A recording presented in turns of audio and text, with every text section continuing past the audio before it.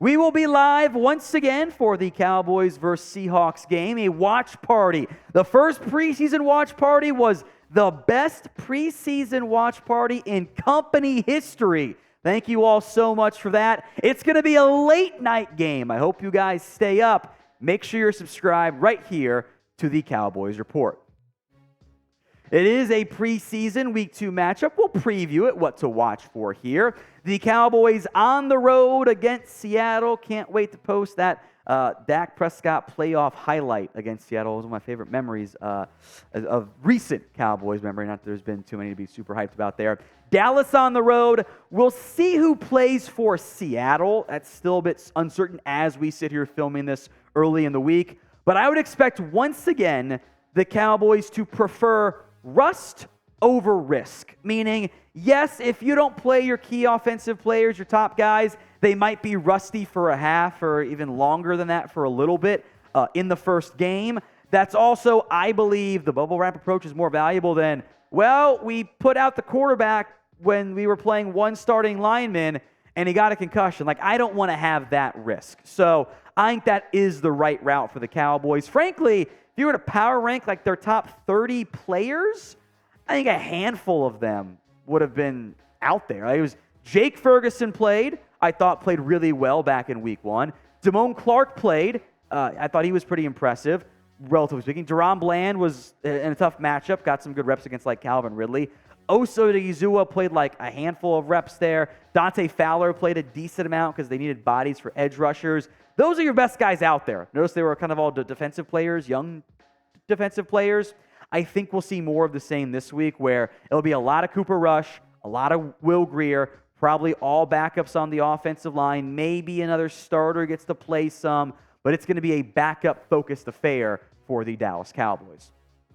So with that in mind, who you got? C for the Cowboys, S for the Seahawks. Get those votes in for me in the comment section. It's C for the Cowboys, S for the Seahawks. It is the pinned comment, by the way, on today's show. So if the ad comes here on YouTube, take advantage of it. Head down there, C or S. All right, what to watch for? Number 1, the interior offensive line. The good news is it's no longer about, well, you don't have Zach Martin. He's got a new deal. He's back with the Dallas Cowboys. Huzzah for that. But much like Week 1, who's going to be out there? It's not going to be Tyron Smith. It's not going to be Zach Martin. It's not going to be Terrence Steele. And at that point, what's the benefit of Tyler Smith, Tyler Biadasz being involved with the offense? It probably makes more sense to just keep those guys out there, or off the field, I should say, from that perspective. So that means more of Matt Farniok, more of Brock Hoffman, who I thought were up and down in Week 1. Thought Josh Ball was up and down, especially in the passing game, more downs there. I want to see a step forward from Matt Waletzko.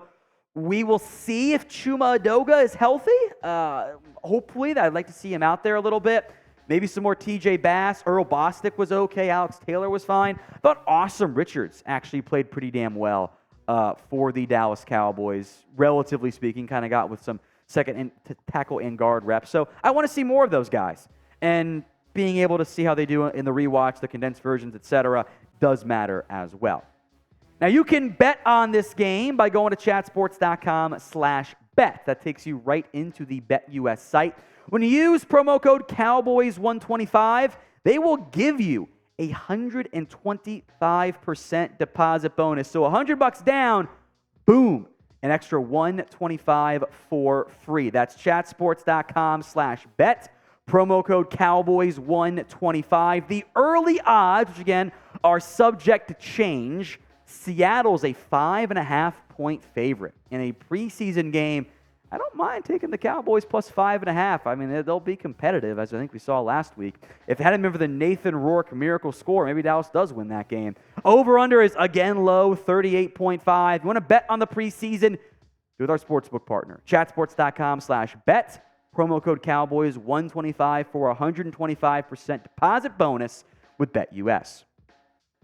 Number 2 thing to watch for is Deuce Vaughn. You won't believe me, by the way, but I did not intentionally make number 2 Deuce.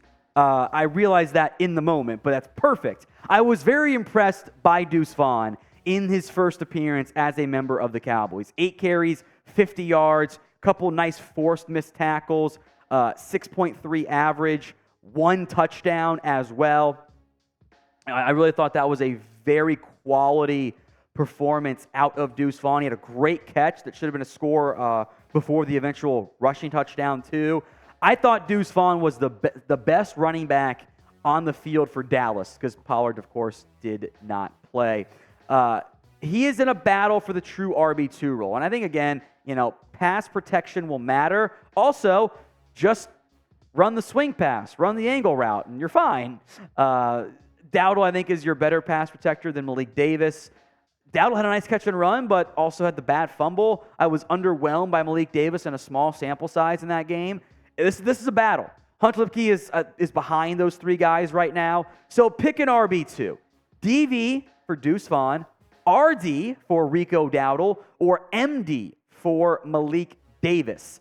DV, RD, MD. Get those answers in as to who you would want to have as the top backup to Tony Pollard for the Cowboys 2023 season. I'm going with Deuce Vaughn myself. All right, takeaway or what to watch for, number 3. How about some KaVontae Turpin redemption time? Turpin is getting more involved on offense. He had a nice catch in the game, by the way. But you can't be fumbling punts, which he had some issues with that last year. That was a bad turnover there. The Cowboys haven't had a chance to give Deuce Vaughn that many reps in games, of course. He didn't field the 1 punt. It's also very rare for a team to have 2 of the smallest players at their respective positions on the same team. CeeDee Lamb's going to make this roster. Brandon Cooks is going to make this roster. Gallup will. I think Jalen Tolbert's a lock too, by the way. Then that wide receiver 5 spot, 6 spot. Is it Brooks? Is it Fehoko? I don't think Turpin's quite a lock, even though I would keep him because he brings you some speed, and I'm fine going a bit smaller when you have other viable options ahead of those guys. But I didn't think the Cowboys would give him a return in the first game. Now I want them to do it in the second game because I want to see him redeem himself and remind everyone of why he was so good on returns last year, despite leaving some meat on the bone. What to watch for, number 4. How about the linebackers in this particular game? We saw some really good things. Van Der Esch, of course, did not play. Damone Clark and DeMarvion Overshown, I thought both played great in that first preseason game. Overshown's been getting the green dot in practices, which is he was breaking down the huddle, which are 2 things you don't see from a third-round rookie. That's very uncommon. I think speaks to, I remember that level of expectation is very uncommon. It reminds me of what the Cowboys did last year with Tyler Smith. They just threw everything on his plate and said, let's see if he can sink or swim. And he was out there, doing the breaststroke and the butterfly all at once. And I think Overshown is kind of having some similar stuff, where in the game itself, too, I wasn't in Texas, I thought he was guessing a lot. He was kind of just guessing, getting out of position there. Wasn't the case for Dallas. So I love what I saw from Overshown. Some flashes from Devin Harper. And I want to see some more out of course, my guy, Jabril Cox. It's a thin linebacking core since Isaiah Land was really an edge rusher in that first preseason game. I want to see what the usage is in the second game. Score prediction time for me in the comments section. What do you think the final score will be of the Cowboys-Seahawks preseason game? Get those answers in for me in the comments. What to watch for, number 5. Who's going to step up this time around at safety? I doubt you'll see Jaron Kearse, Donovan Wilson, and Malik Hooker.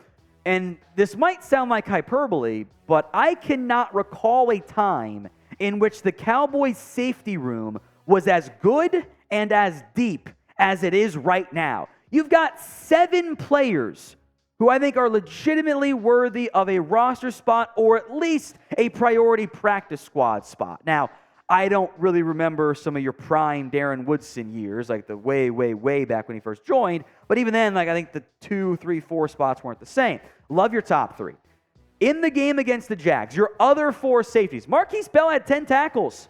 He played a lot in that game. Tyler Coyle had 4. I'd say he's the 4th of this group despite that. Israel Mukuamu, who was kind of coming back from injury still a little bit, I don't think had his best stuff, but he offers you some great positional flex, and I think he's best as a corner. And that's just me. Wanye Thomas at the INT, a pass breakup. He's pushing hard for a spot. You can't keep all these guys. Frankly, it's tough to keep even just two of them with the way the roster is built out overall. So I love the safety depth. Can't wait to see what happens in this next game.